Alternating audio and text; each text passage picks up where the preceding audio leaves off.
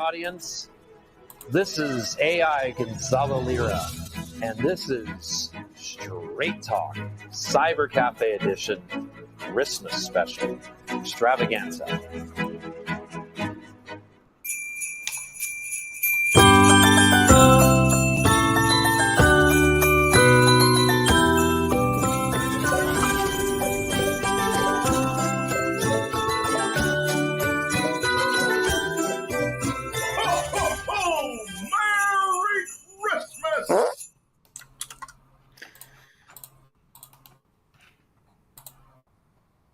Hello, hello, hello. Welcome to this edition of the Liberty Report for the 7th of January, 2026.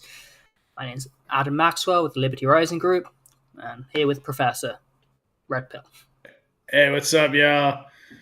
Well, it's been a very interesting week since we started our little shindig here. We had a New Year's special, kind of like a dry run for this Christmas extravaganza. The Grinch has stole Caracas. Is that how you pronounce that city, the capital? Caracas. And he's stealing oil. Yep. Yeah, so we've actually got some live we got some recorded footage of the actual capture. So I'm going to play that now and then we'll get into it. 1 second.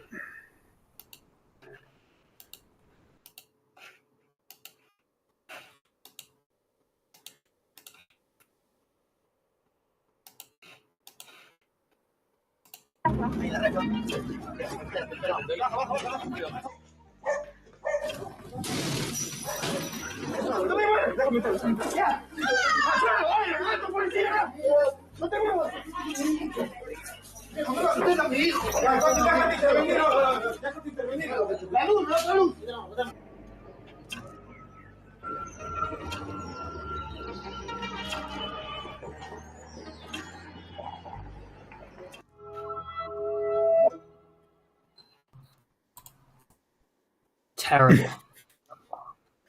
Yeah, it's pretty funny.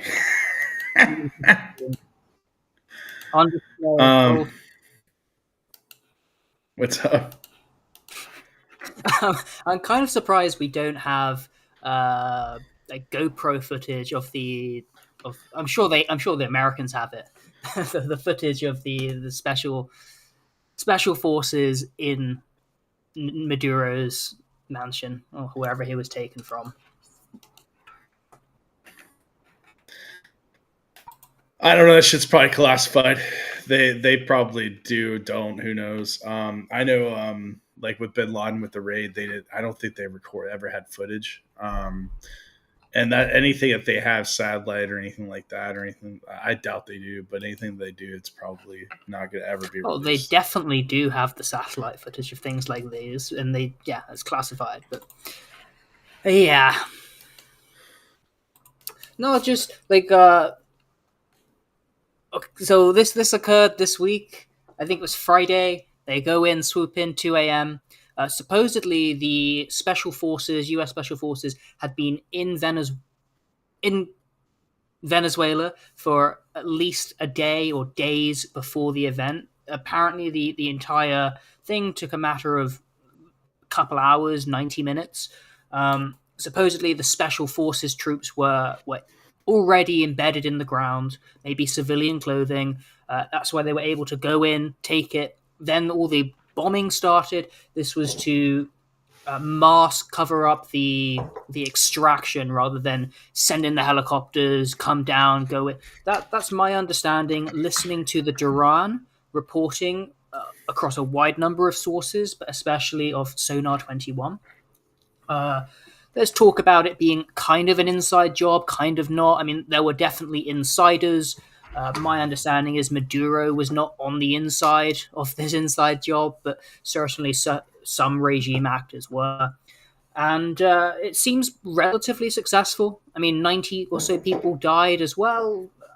I think they blew up a statue of Chavez, just to say, screw you to communism in Venezuela, which I'm not a fan of communism, so fine with that. I don't know how it feels.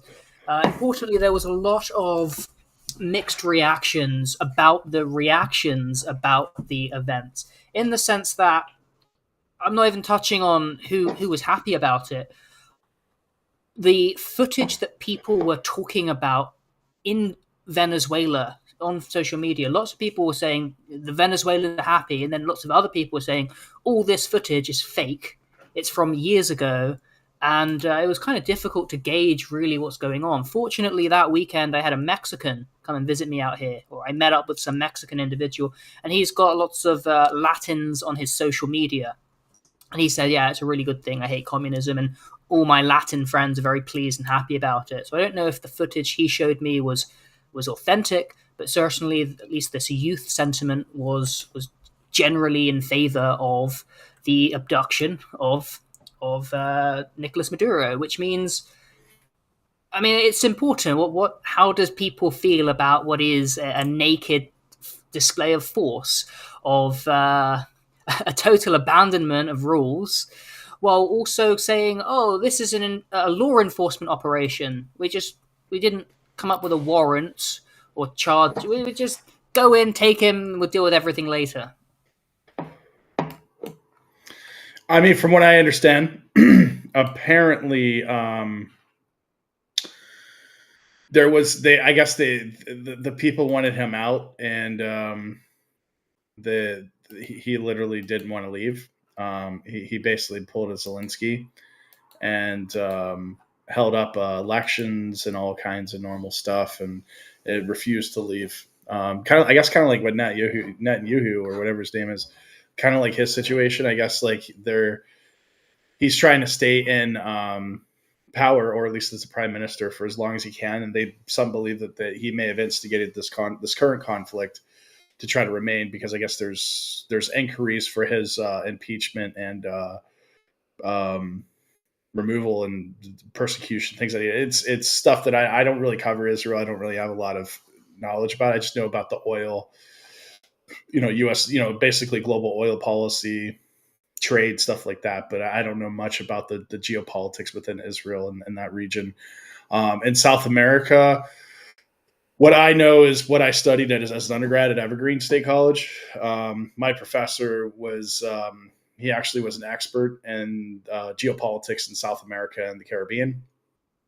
Probably one of the foremost at Evergreen State, probably in the country, to be honest. He observed a lot of elections in South America, and I forget which country it was, but he did a lot of extensive study and research in South American politics and Cuba.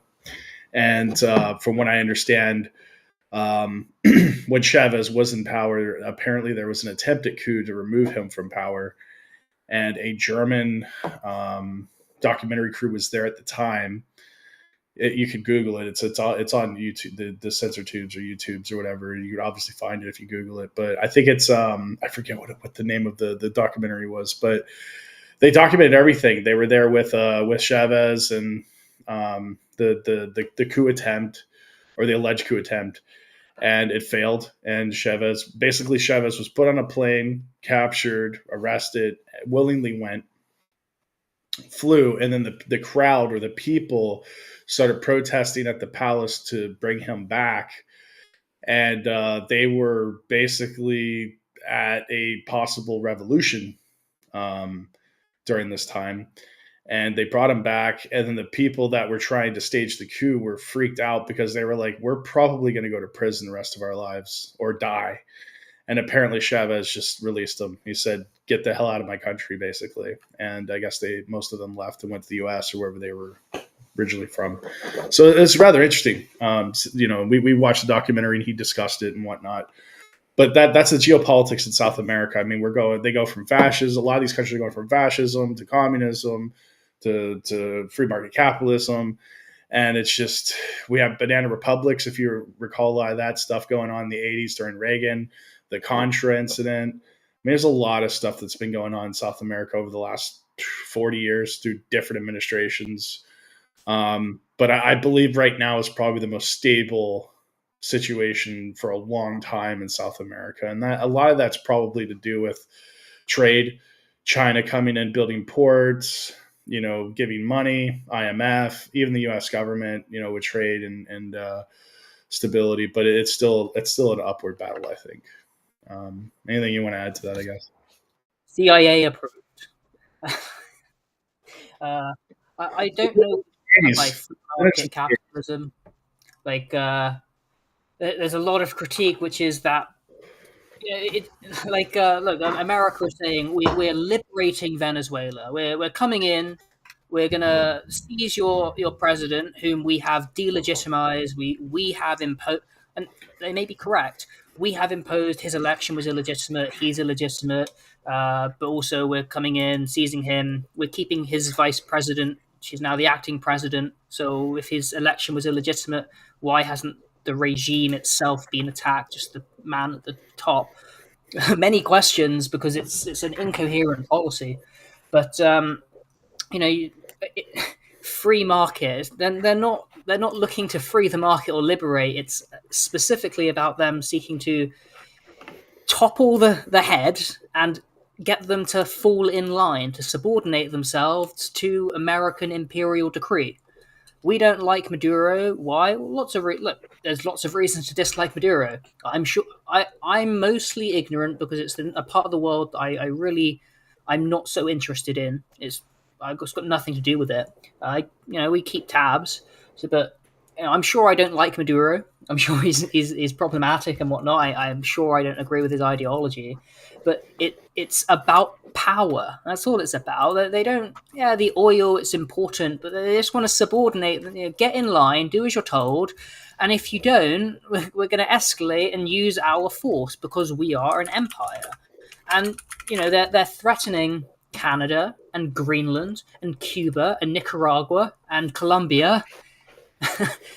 And they've already done whatever to Ukraine. It's just it's empire, and they're so open about it. Oh yeah, this is a law enforcement operation. Actually, we really want the oil, and they say this openly. Look, if it's a law enforcement operation, you do a grand jury, you indict the man, you get a warrant for his arrest, you go in. No, they're just. I think they already have all that. Like they've already done the investigation. They already have evidence. The reality is, I don't know. We'll see. Basically, what had happened was, and I'd said, as soon as it was happening in real time, I'm a legal expert, geopolitics expert, and sociology, and I know a lot to do with international law, and especially. I studied the particular laws that they're going to charge him under. I studied extensively in criminal law at law school. I broke it down this way. Basically, they're gonna charge him the same way they charge Noriega and El Capo. They charge him on drug trafficking as a kingpin, dealing with drug trade. This started with China with the trade embargoes. Mexico as well. They had told the Mexican government that basically they're going to issue tariffs because of the fentanyl issue that's coming in. Legitimately, they do have a case. If they can prove, which I'm sure DEA is the one actually made the arrest. Delta Force is basically an anti-terror task force. They're specialized in this particular type of extraction operation. But they were working with they were DEA agents on the ground, been implanted for who knows how long. They're all DAs like permanently down in South America. They were in Afghanistan before the invasion. I think they were actually there even before September 11th. DEA was already there, allegedly. So the reality is that they've probably got enough evidence to support a conspiracy. Now, what they will probably charge, Maduro with is they charge him with conspiracy for drug trafficking to the United States, which is they do. The United States does have jurisdiction all over the world in this regard. Money laundering as well, counterfeiting. That's what they got Saddam on, among other charges. But I mean, the main thing is that they'll get him in that probably won't stick, but it doesn't matter because they're going to probably try to bring RICO. And RICO is basically a conspiracy. It's the way that they charge it is it's all you have to prove is that there is alleged conspiracy of criminal operation, and they got him in the country through trafficking, who knows, human trafficking. They're probably charging with and drug trafficking. But it doesn't matter if that sticks because they'll probably charge him with RICO. RICO has a conviction rate of 100% in the United States, give or take. I think 100 to 99% to 100%. They're charging them, and I said all this exactly as I said. They're taking them to Cuba to get Mo. That's the fueling station because they're obviously unmarked charter planes. Then they'll take him from there to Southern District in New York, which is it's actually one of the most prestigious federal courts in the United States. And not only that, it's one of the highest conviction rates, federal conviction rates in the country. I think it's at like 90%. But particular drug charges, which actually the penalty is life in prison in the United States for federal drug trafficking charges. I think they have a conviction rate around. Hold on a second. I think they have a conviction rate around 98% for drug trafficking in that particular district. So we'll see what happens. I do know they obviously are gonna charge his wife and him as co-defendants, and my guess is they will be convicted or at least plea to probably a 25-year maybe RICO or some type of federal crime to at least get them in the circuit for 25 years. I think eventually he's going to go to ADX Supermax in Colorado. That's where a lot of these high profile individuals are people go. It's the only place that would be secure enough where he would be able to be housed. That's all I'm going to say. I digress. You continue. Yeah. So there's a lot of information. There's actually not a RICO charge against Maduro now. No indictment. They repeatedly describe his circle rhetorically as the Cartel de las Soles, language that mirrors RICO framing. RICO would require proof of an enterprise, a pattern of racketeering activity and continuity and control. So far, there is no enterprise formally pleaded, no RICO counts filed, and no RICO forfeiture orders sought. So they are using a RICO-style narrative without RICO liability.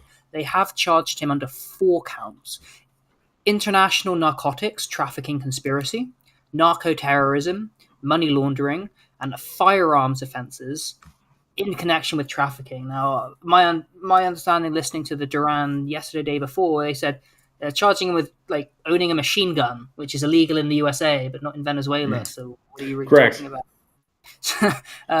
It is as it is. That it seems that no matter what, a charge will stick because you went into the country illegally or without any statute or color of law. You killed 90 people. You spent billions. Like, this has been massively impactful. If he were to be, if he were to get off, if he were to be acquitted, I don't think the USA could absorb the reparation damages that would be due. So it seems that no matter what, a charge is going to stick, maybe all 4. So I'll break this down simply for our followers, even for you to an extent, to understand exactly how the federal circuit brings charges. What they generally do is this is courts in general. This is how they do it because, like I said, most cases settle out before they get to trial. 98% of cases, 97% of cases usually settle out. That's a criminal and civil law, civil liability. So generally what they do is they stack the deck, like you're saying. They all they have to do is get a warrant. They just have to get one warrant on anything, anything that they allege or evidence, which they've obviously got. And they initially get a charge. When they bring the individual in for what's called felony investigation, it's you've got the arrest. You can hold them for a definite amount of time. I think 72 hours for arraignment. And during that period, you could do a felony investigation through where you're doing interrogations, things like that. But if you've already got an arrest warrant, they just bring the charge. And then generally through the process, they start adding other charges as they go. So that by the time you get to pretrial conference or your discovery hearing, basically this is evidence discovery hearing or pretrial conference, you've already gotten through what evidence is admissible, what's not admissible.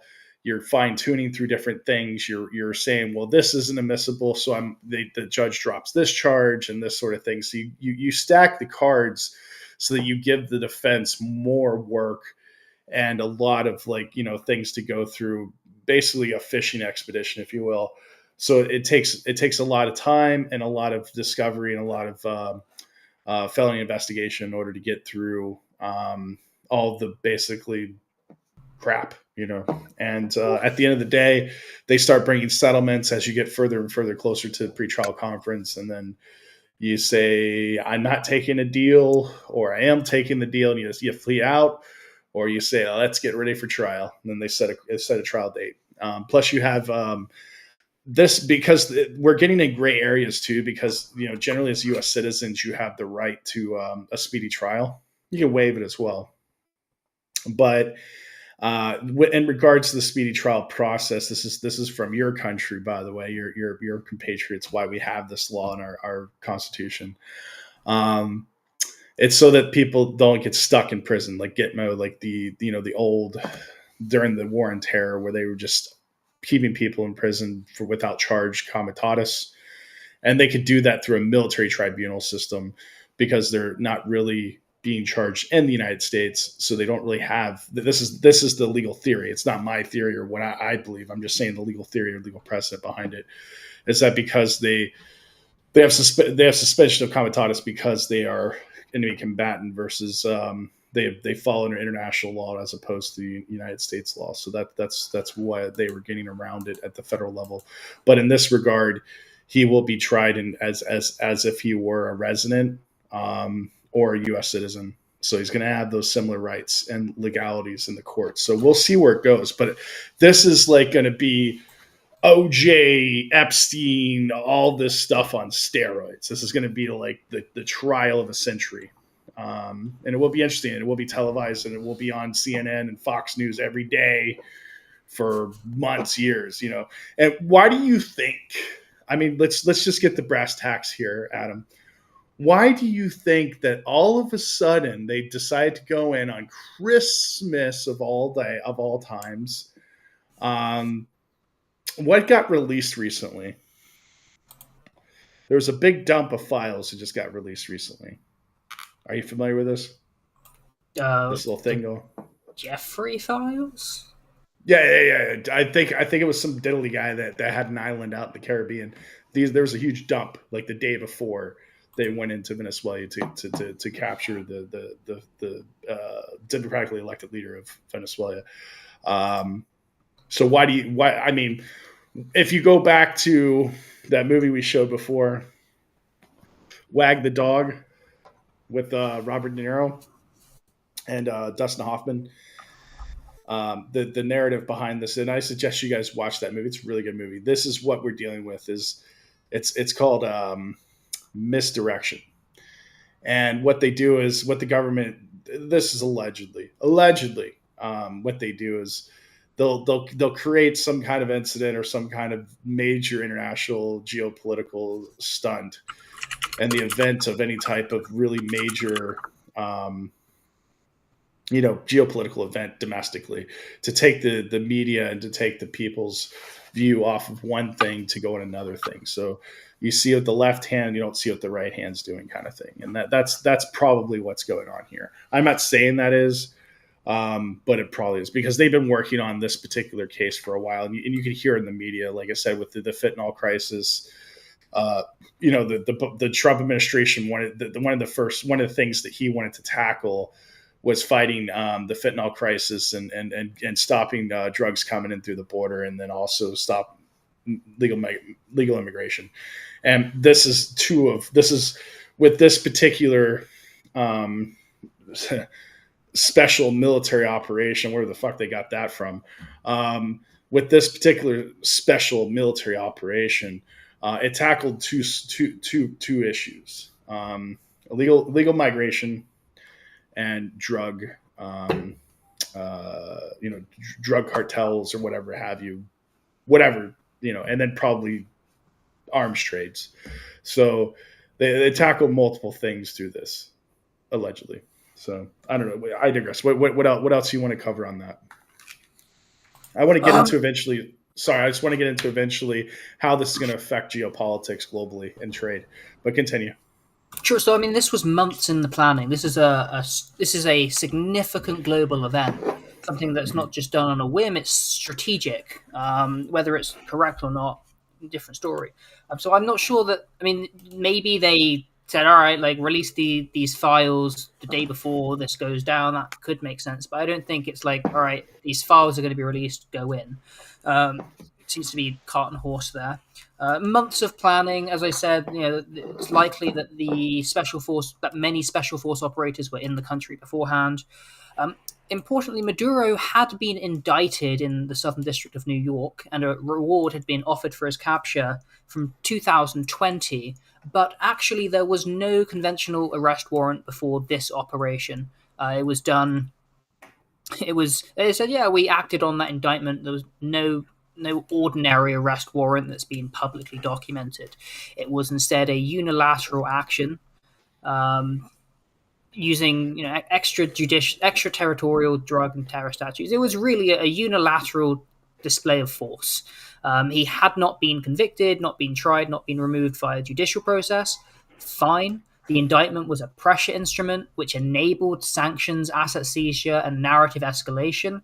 It effectively gave a pretext, not disposition, a political justification for unilateral force, which is how they do things, right? They insist upon their rules-based, humanitarian, democratic order. Now, not law-based, because under law you charge and then you can charge in absentia, but no, rules based. We've indicted him. I'm not sure exactly the distinction there, but this is for democracy. They say. What are you talking about? Like, you've laundered it, and again they say it's for democracy. It's an enforcement action. Also, we want the oil. Also, we want. Again, we're not going to stop there. We're going to keep going, and we're moral about it. We're going to steal their assets because that is order. And if you don't do what we say, we're going to continue to escalate.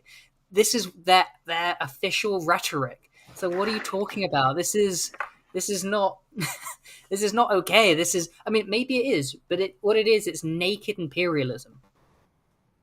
Yeah, it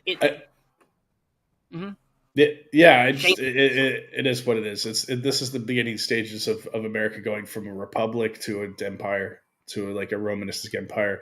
And I had said this, if you recall, you could go back at our podcast, going back to inauguration. I had said, yes, Trump is going to be known as the UBI president, and he's going to be a bit of a tyrant because he's going to have to be. If the republic is dying.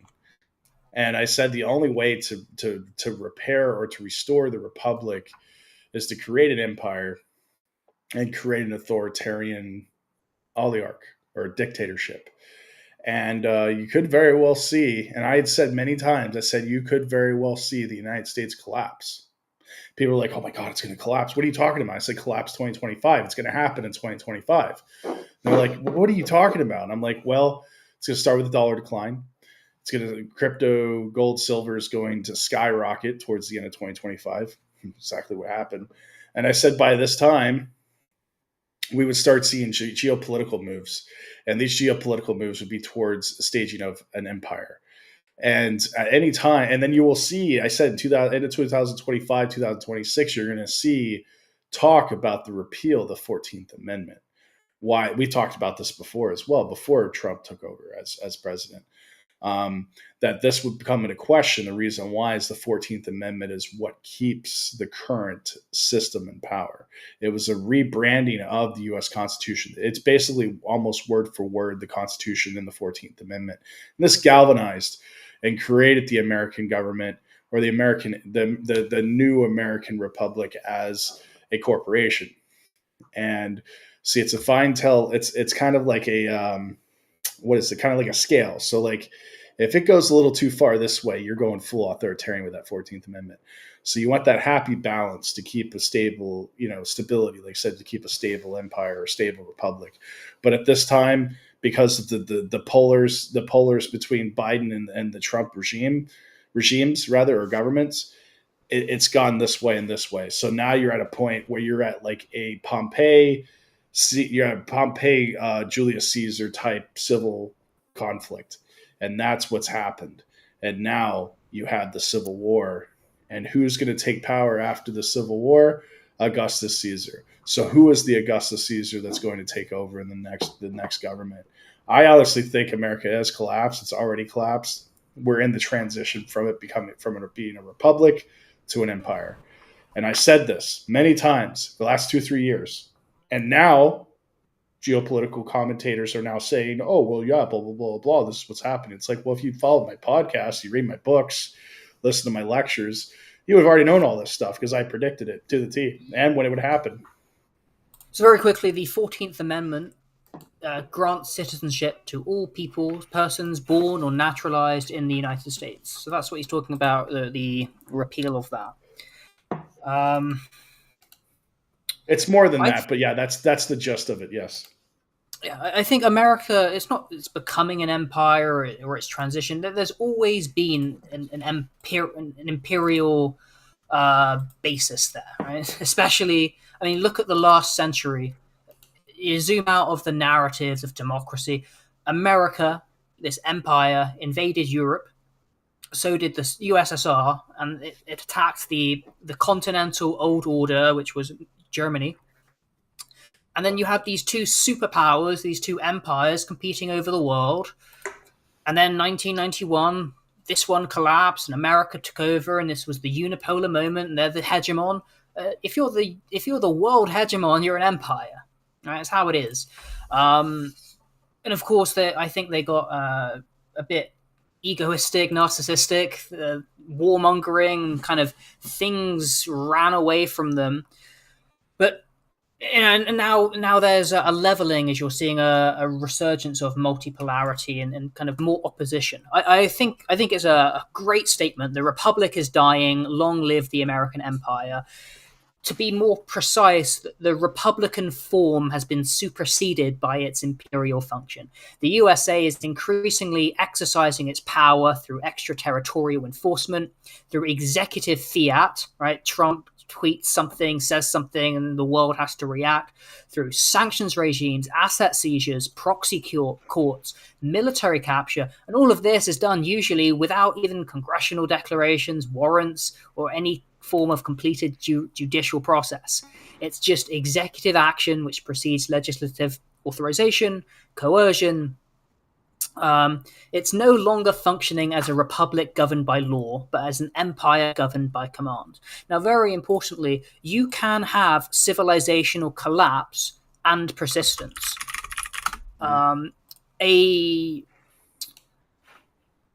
When conditions of civilization are absent, society may persist administratively, but it either does not exist civilizationally or it struggles through a state of decay. I mean, to have civilization, you need a hierarchy of values, continuity of meaning, legitimate authority, cultural particularity, and organic elite formation.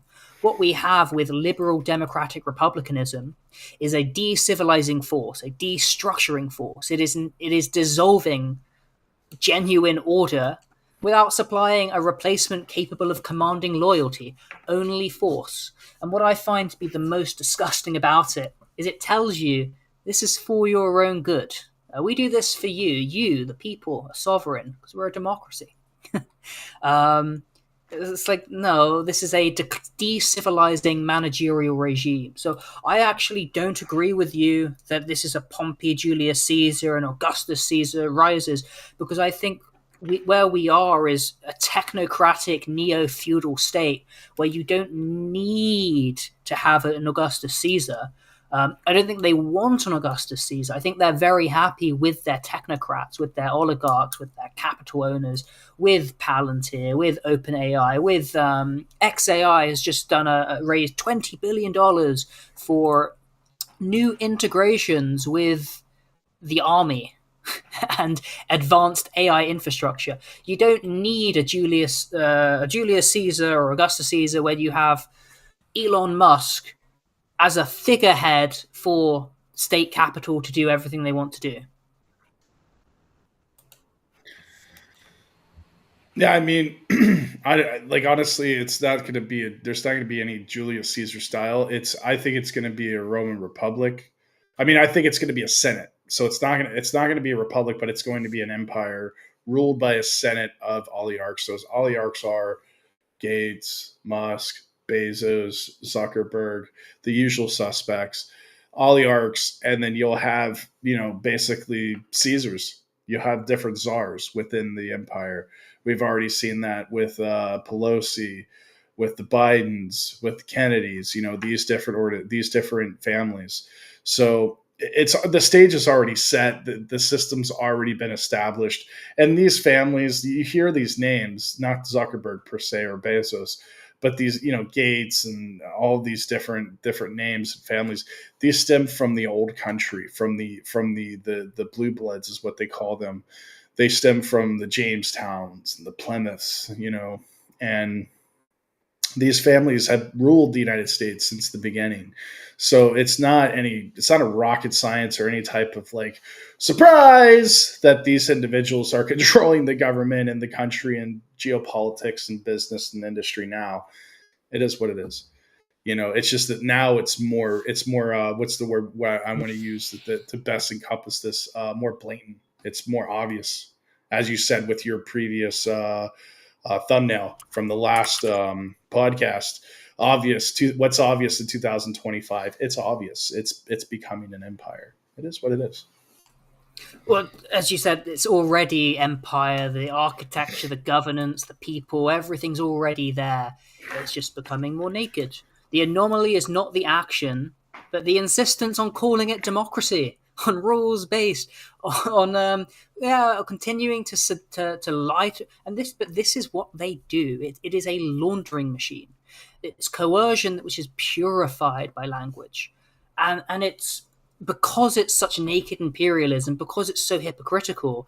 You can immediately notice all the hypocrisy, all the holes, all the fragility that goes around. I mean, you have Europe saying, "Well, we love America," and then America says, "Yeah, we might want to." We kind of need Greenland because look at the Arctic. I mean, you got China, you got Russia, and Europe's like, no, you can't do that. And then America's like, are you going to challenge us? And they say, no, because we kind of need you for Russia. So, okay. By the way, what was so bad about Russia, right? The Western actors are condemning Russia for influence enforcement while openly, first off, manufacturing the war, but also openly declaring identical practices elsewhere. So there's no equality of states. There's no good faith application of international norms. And this contradiction is dispositive. The condemnation is not principled, it's instrumental. So the scandal is not so much the imperial action. That's life. We know it. We talk about it. But most people, seriously, speak to some people and the reaction I got on some of the videos from last stream were bewildering, because they're saying how are you saying this, because they buy into the denial. And all we do is value free analysis here. We're not looking at the narratives, we're looking at how the power is actually enforced, and so that's how we can analyze. But they're enforcing it while insisting it's law, democracy, morality, which causes a systemic hypocrisy, epistemic corruption, brainwashing, menticide, and it's just accelerating decivilization. And then when we call it out for what it is, people say, I can't believe you're siding with someone else, you're not siding with my government. I don't like my government, but I just support everything they do because I can't actually see it for what it is. Fortunately, Professor and I, we're we're expatriated. We're not living in these bubbles. So we do a lot of, academic analysis. So we have a degree of neutrality. We have our biases, of course, but we're not being bombarded by the constant brainwashing, which is endemic and severely permeating.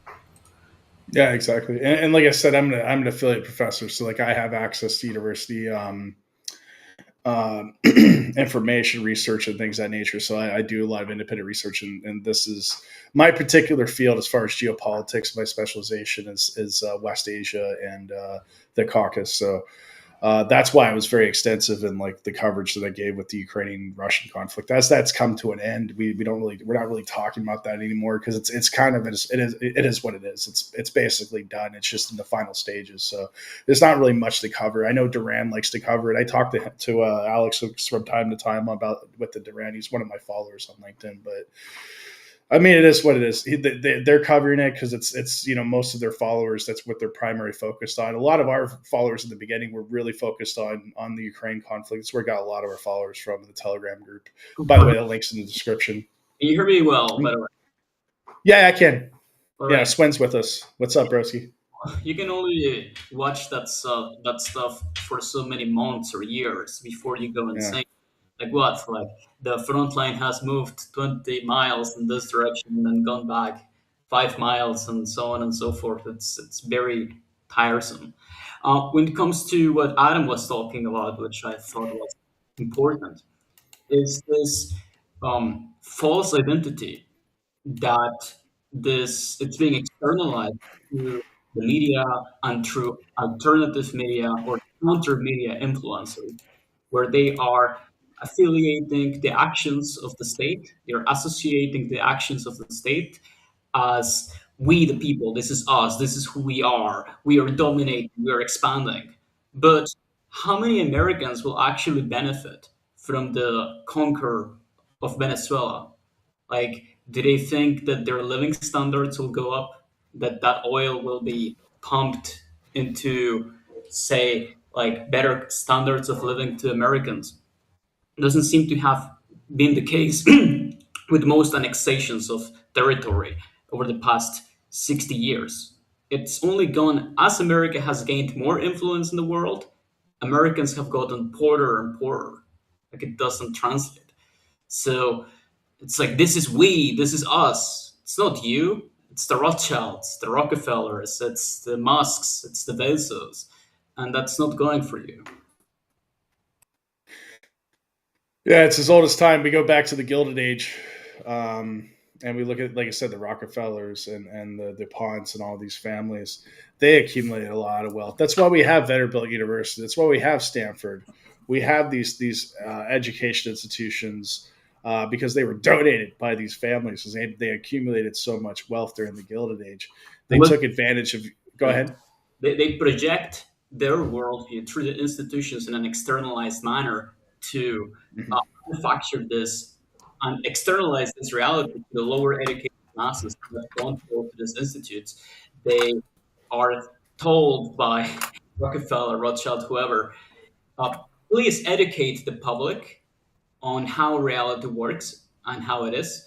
And that's why pretty much every single university in the UK is extremely ideological. It's almost as though it was like a Soviet Union university. Having experience with a couple UK universities, it really is. It's insane. I teach at one. I teach at one. I'm not going to stay exempt here. I'm part of the propaganda machine.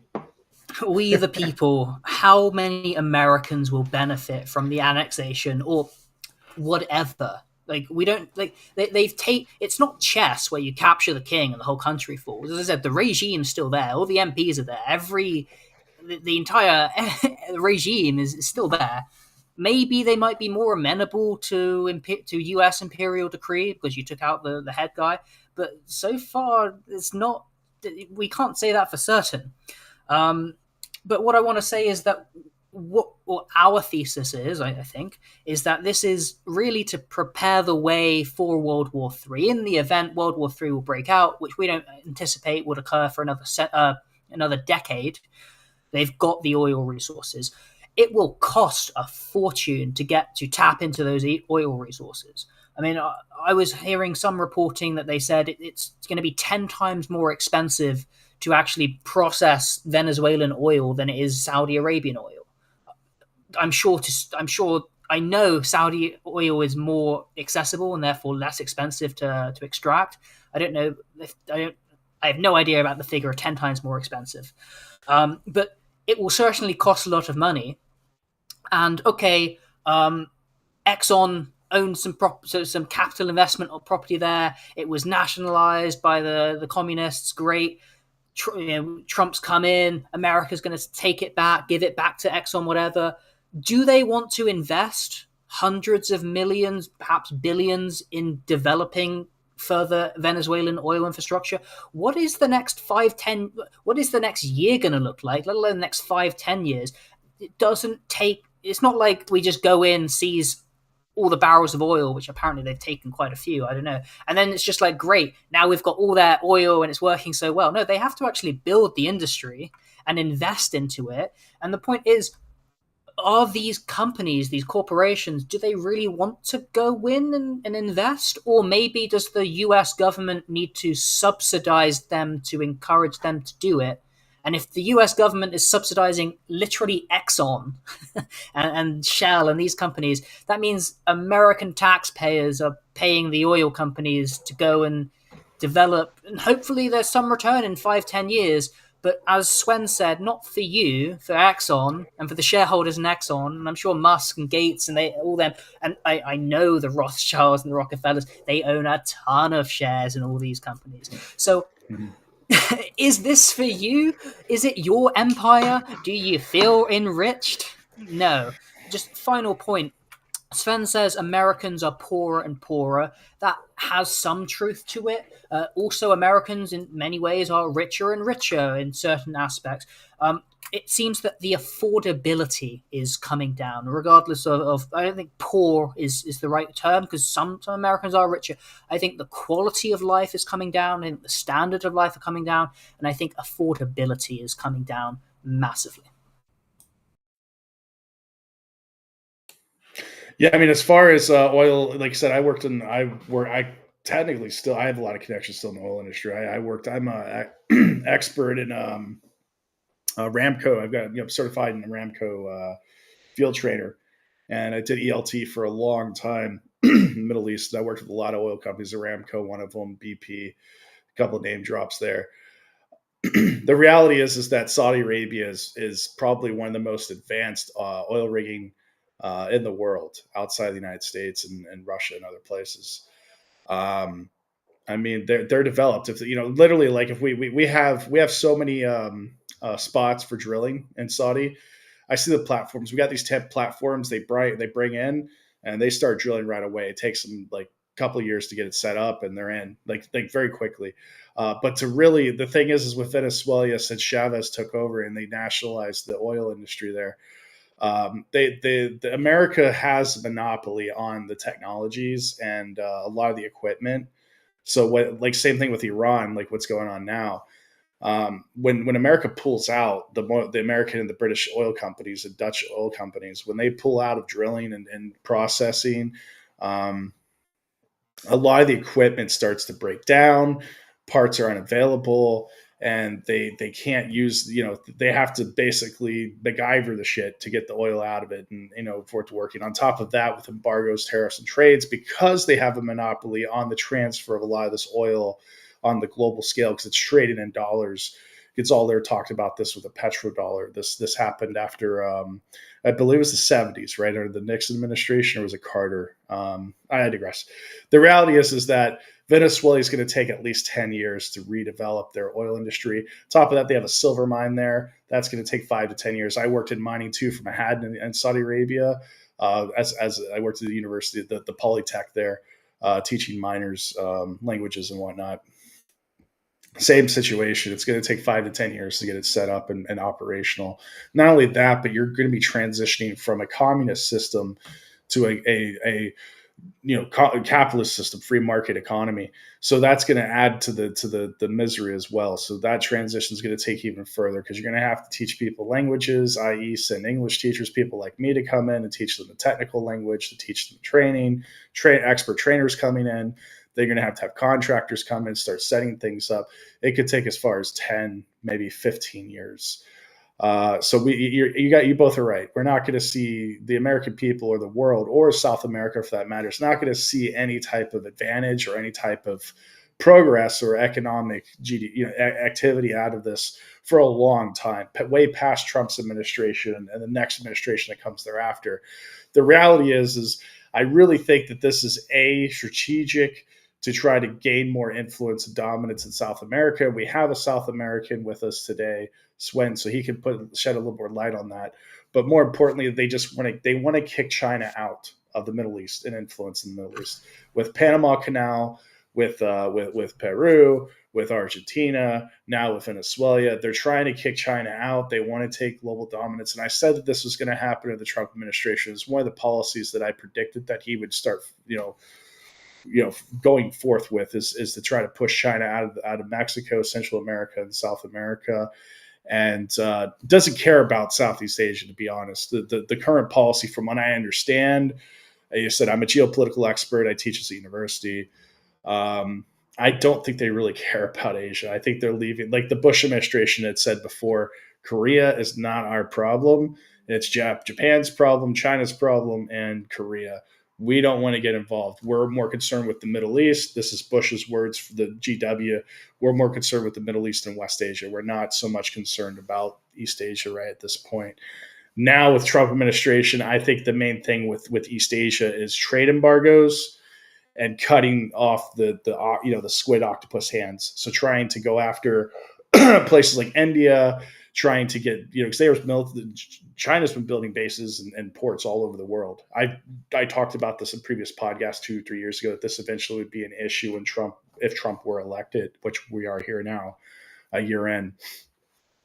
So it is what it is. Like I said, I called a lot of this stuff, and now we're seeing it in real time as it's playing out. But anyway, Swen, you got anything to say, or you want to go forth, Mad Max something? They are the American Empire, or some people call it that. I just think it's the continuation of the elites of the British Empire. And correct. And it's not only those elites; it's also the Holy Roman Empire. The continuation of those families and the British families make up the current world that we have today. They never left. They just moved and set their base of operations in Washington, D.C. Right? And, well, yes, they are focusing a lot on this region. They are developing South America. The French are investing like billions of dollars into building like a road into the highlands of the country to extract the minerals or the mines and whatnot. And there is a shit ton of minerals here that have not been exploited. I think you posted a map the other day in the group chat where you said like the highest unexploited or like underdeveloped mines in the world. And a lot of those resources were in Mexico. I'll pull that up real quick. Hold on 1 second. Continue what you were talking about. I'm sorry. Yeah, they're in Mexico. There's some in Peru. I think some in Bolivia and Argentina. There is rare earth materials here. It's all of this stuff can be used to prolong expansion. Expansion in what sense? Expansion of civilization, in the sense that there is higher and higher amount of urbanization happening in this continent. Buildings, that is to say, multifamily buildings, residential complexes are being erected all over the country, and the real estate market is like booming here. It's booming. We are selling twice as many properties as we were like 10 years ago. Yeah, you can see the map here. This is the gold mines. Let me see if yeah. So in this map, you can see the gold mines and just gold. Like I didn't pick up silver yet, so silver is like even more disparative. So if you look at this map, the United States has the largest gold mine in the world, active gold mine in Nevada, and then the other gold mines in the Bahamas, and then Canada. And then here, the gold mine here, this is Kazakhstan, Africa, Australia. I believe this is I want to say this is where is it? It's in here, Papua New Guinea and Indonesia, or Uzbekistan was where the so all of these gold mines, these are all operated by U.S. and Canadian and Western gold mining or operations. The only gold mine that's independent from the United States and China is Russia, and it's like the fourth largest gold mine in the world. I'm going to go back real quick and get to oil reserves here. If you guys can see this one, hold on. As you can see, the Venezuela has the largest, and this is a well-known fact. I believe they were a member of OPEC at one time. So Venezuela has the largest oil reserves in the world, known oil reserves, and this is 302 billion. They dwarf Canada, Iran, and the United States as far as overall oil capacity. And the thing is that they got a lot of good crude oil that could be used. Where am I at? Oh, sorry. Yeah, so they got a lot of good crude oil that could be used in U.S. Refineries. Our refineries are in the 70s. The U.S. administration at the time changed over our refining operations in West Texas from light crude, sweet crude, because that's predominantly what West Texas is full of. It's some of the best, like the sweet crude in the Americas, to processing heavy crude, which is why Canada is so important. That's why the Keystone Pipeline was so significant, because that was going to pipe and barrel in lots of heavy crude to be processed in these refineries.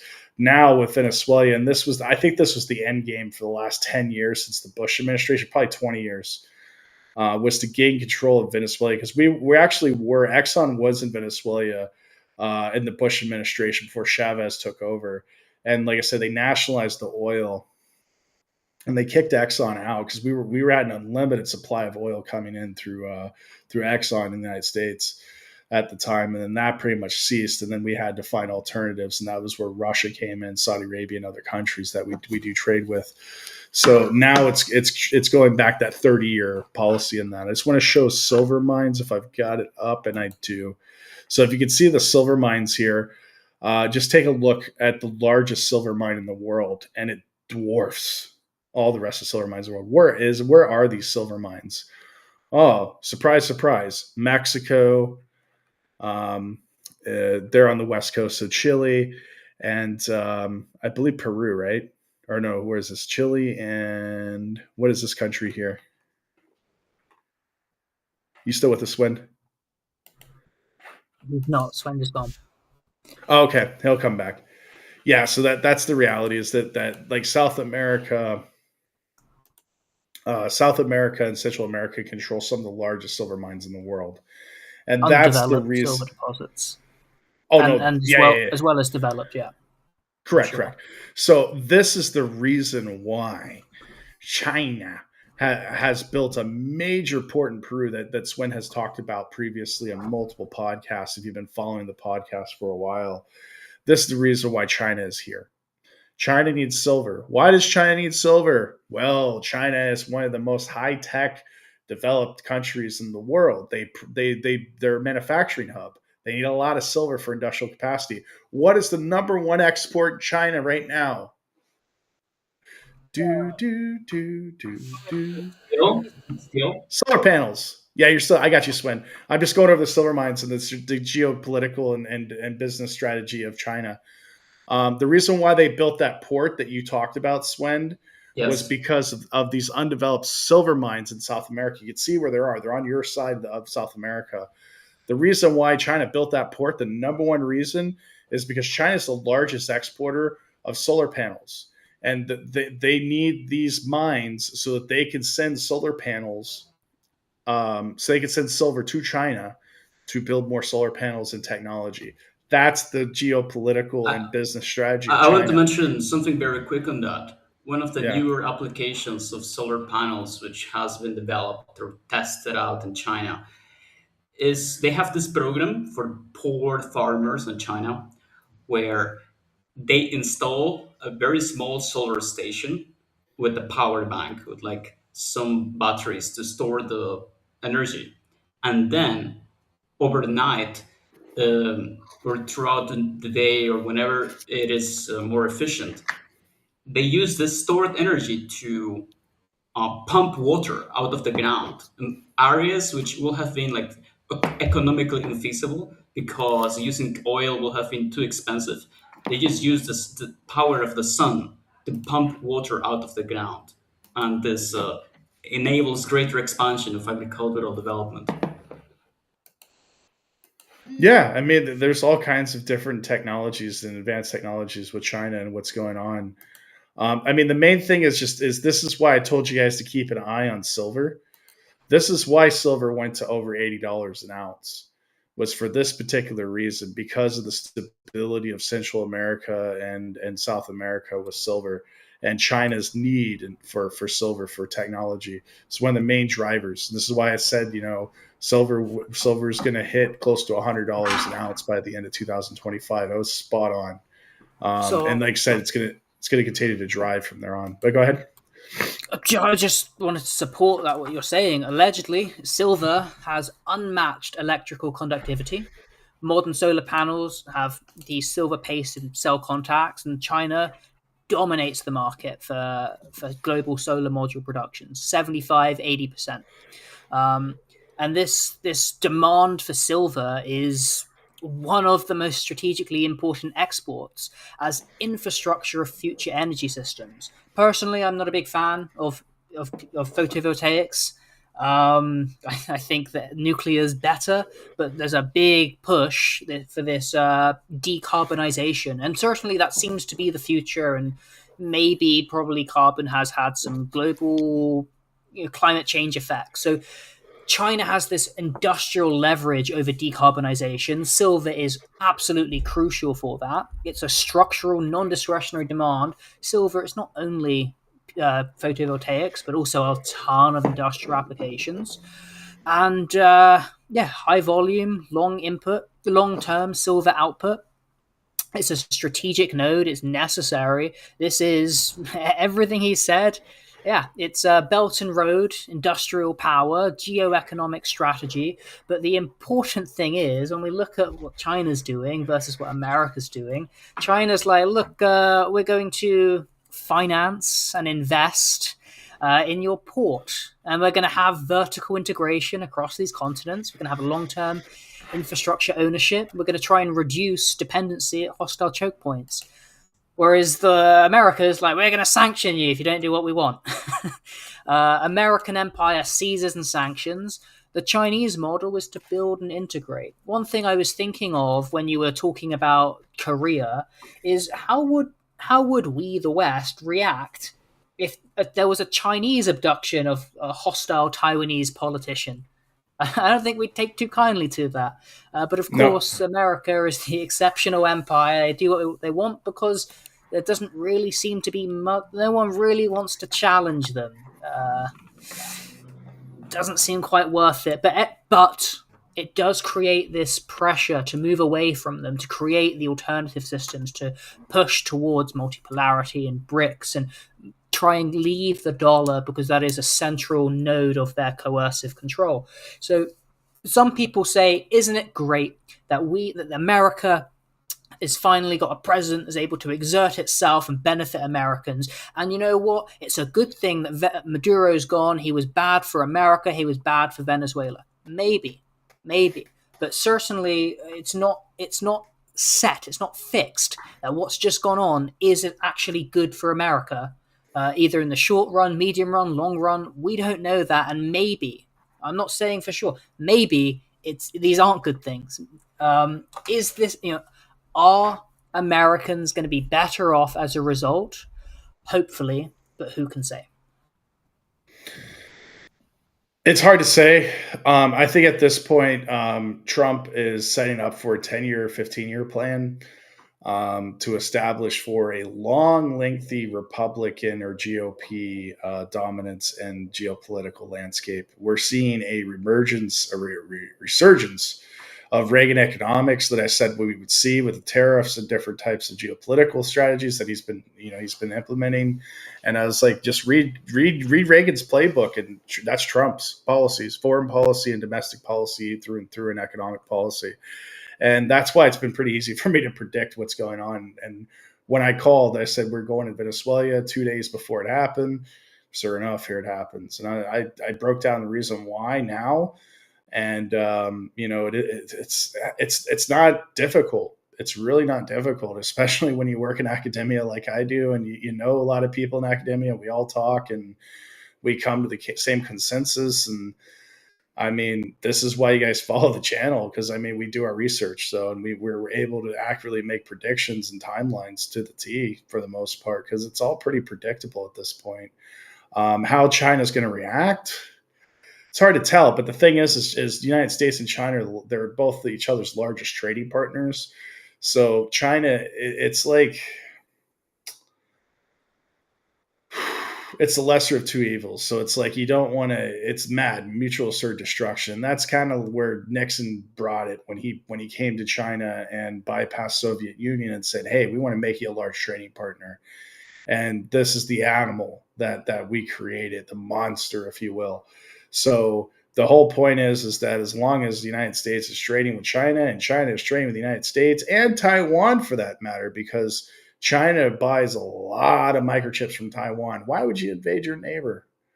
Why would you invade your largest supplier of microchips? You know, this is, I mean, when I was talking about this 2 years ago, I was like, oh man, China, if the window's open, if they want to invade, they might invade. No, it's just posturing. They're just letting them know.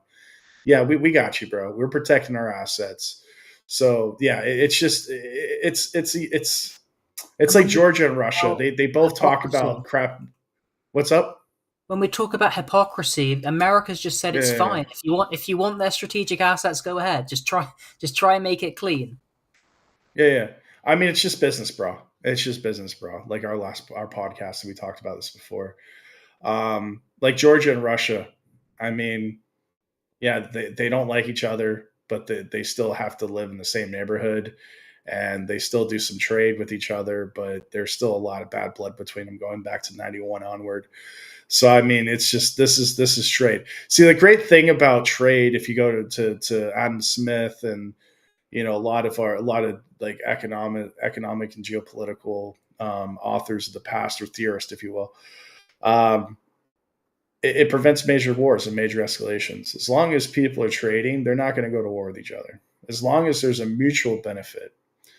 So, I mean, this is what happened in World War I and World War II, is that the breakdown of trade and currency wars and trade wars started, and then it escalated into a full-scale out war because, you know, countries felt they were, you know, predominantly Germany twice, was like, we got a raw deal. And they did, you know what I mean? The Treaty of Versailles, and the Austrian painter was like, I got a raw deal. And he just started going in and invading people. And then he was trying to do concessions with people, and then still was like, we got a raw deal. We got a raw deal.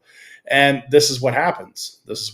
So as long as China is not, you know, like I said, the whole thing is this, I don't think a war is going to escalate unless China feels that they're not, and they're getting a raw deal. And I think at this point that we're talking about this, China is probably at the cusp of like, maybe we need to renegotiate and reassess our trade agreements and our deals, because now it seems like we're getting pushed out of South America, and we might be getting a raw deal on this one. Because this is exactly what happened in Iran. Reason why Iran, they had new government, new regime. They felt that America was stealing from them and not giving them the deal that they originally agreed upon.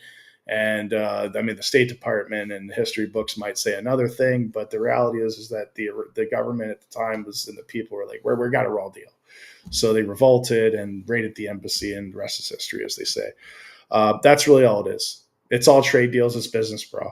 When you feel like you're being wronged and you're not getting a good deal, you're going to renegotiate, or you're going to revolt. You're going to flip the table over. I don't know if you guys agree or disagree. If you wanted to add to that.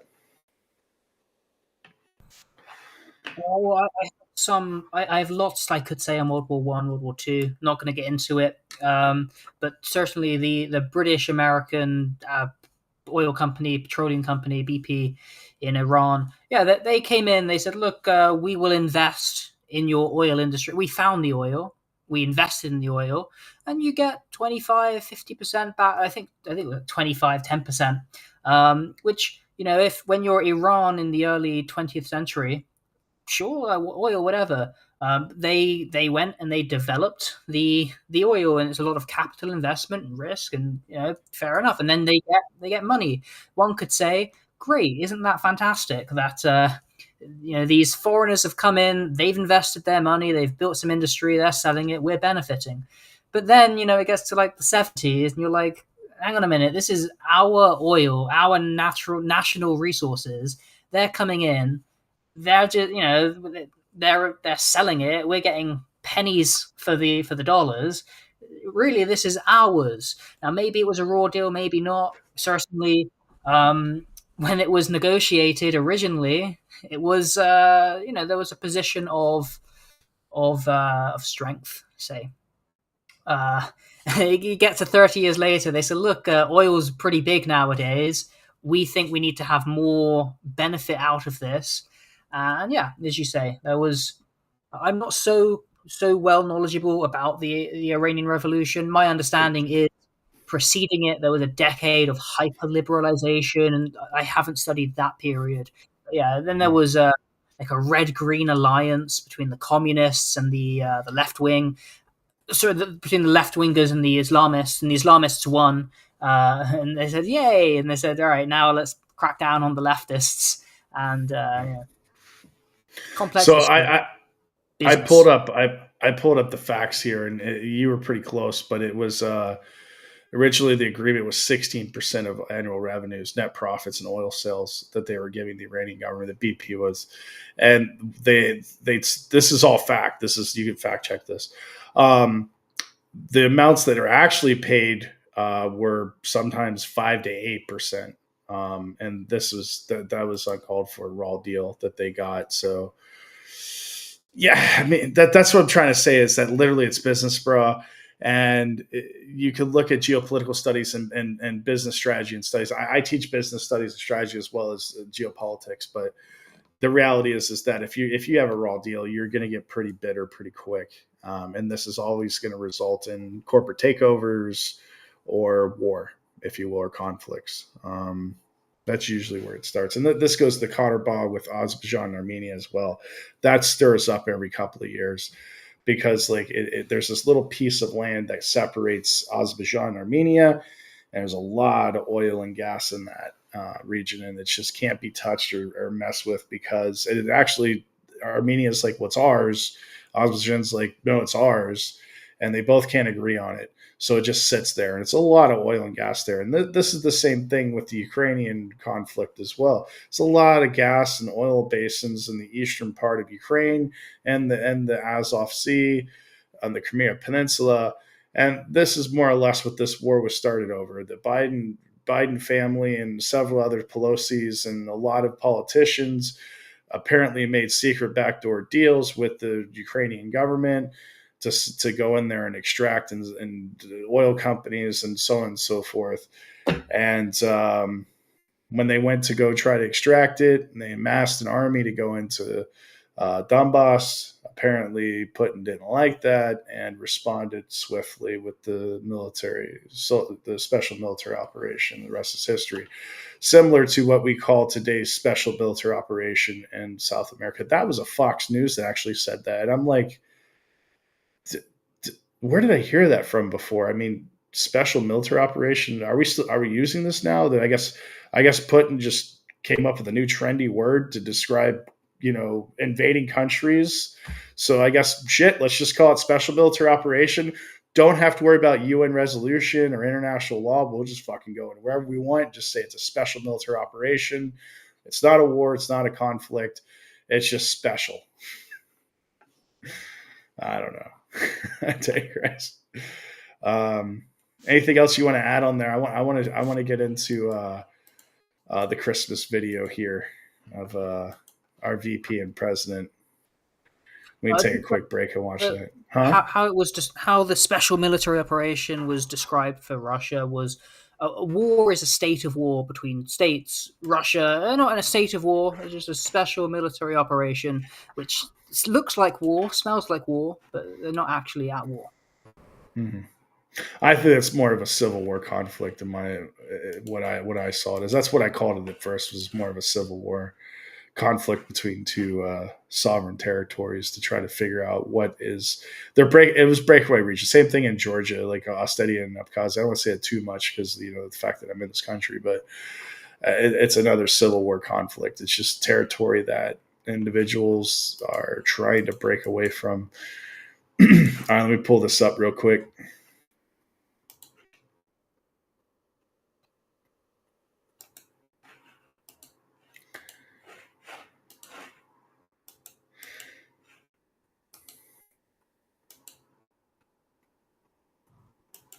Hey, caramba.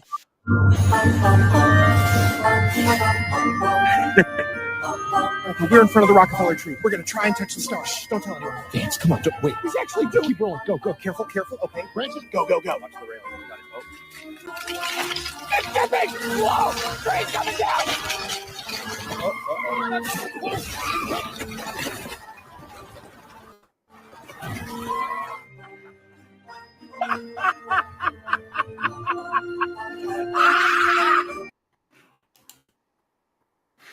Too funny for school, man. Too funny for school. Oh, man. So that was a nice little thing. We found that on the internet. They gave us to us. I know you wanted to talk about AI and how it's related to this current situation. You with me, Mad Max? You want to talk about AI? Another time is whole topic. Oh, okay. Yeah, we can bring that up in the next podcast. Just what like yeah, that's it. Go ahead. You said you mentioned that what went on in Latin America is strategic. It was at the very least an immediate PR victory, and America is losing in Europe against Russia. I don't think. I mean, you said they don't care about somewhere in Asia.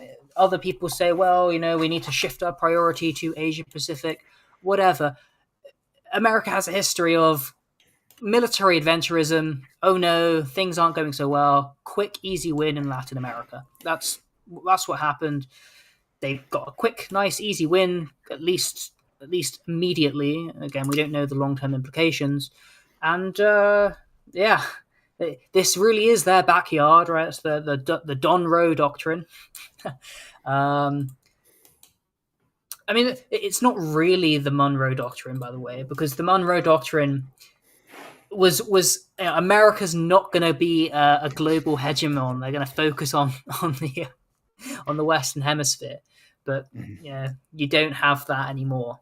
So the Monroe Doctrine was specifically to keep the US out of the wars that were ravaging Europe in the 19th century.